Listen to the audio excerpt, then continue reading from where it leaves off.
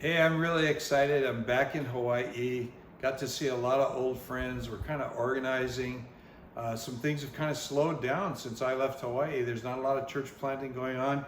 So I'm here with my son, and he's done a lot of church planting in his life. And so I want you to just give us a rundown of last night. What did you think, and what do you think about the future of Hawaii?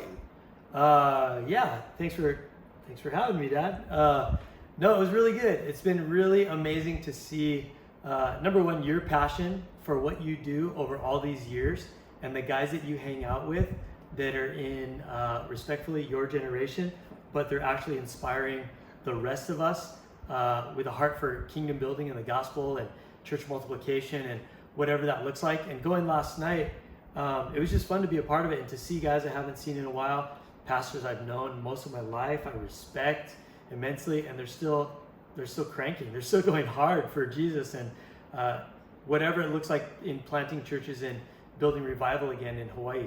And yeah, you're right. It's slowed down a bit.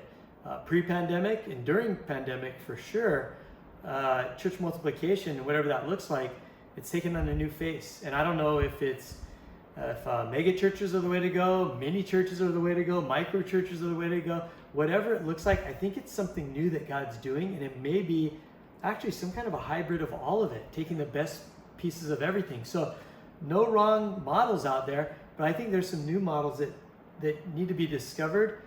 And I thought it was really cool that you're just taking the time on a trip back to Hawaii to just stir the pot, to just gather some like-minded people with the right hearts that are passionate, that are fired up, and try to move the ball down the court a little bit. I was inspired.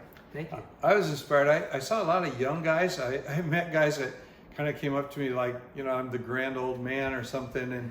And these guys were like kids. They were teenagers in our churches, and now they're church planters, and they're married, and they got kids of their own. And I mean, that was really exciting to me to see that it wasn't just all us old gray-haired turkeys out there. It was a bunch of young guys too. No, I think that's one of the things that inspired me was the fact that you guys are now you're the players that have turned into the coaches. And one of the key takeaways I got from last night was just kind of this theme of, rather than come to our church, come, we're after everyone in the world. It was just, and we know this is a cliche, it wasn't come to church, it's go be the church.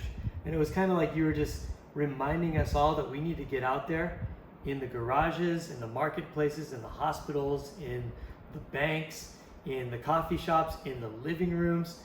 And it doesn't really matter what it looks like. How do we just get fired up again to go? And that was a good takeaway for me.